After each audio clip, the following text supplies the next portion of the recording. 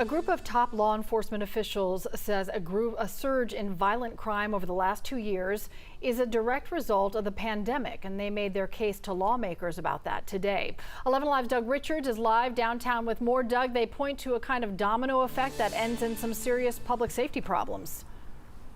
Yeah, that's a good way to describe it. They tie it all back to the courts, which all but shut down in about March of 2020.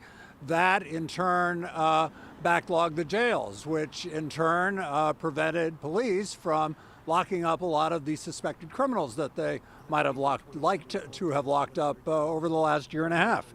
At a hearing at the Capitol today, the head of the Georgia Council of Prosecuting Attorneys said that backlog made it impossible to prosecute suspects and clear up jail space nationwide. That, plus a glut of available firearms, can be tied to a rise in aggravated assaults and homicides in Atlanta and around the state. We can't arrest our way out of the problems that are occurring today.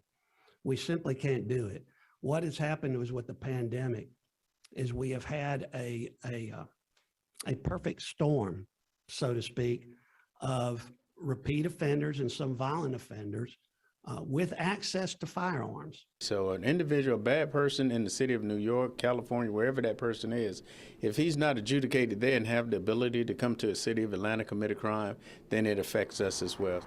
Chief Rodney Bryant says the spike in aggravated assaults in Atlanta has started to ease a bit and that some new community policing measures appear to be working.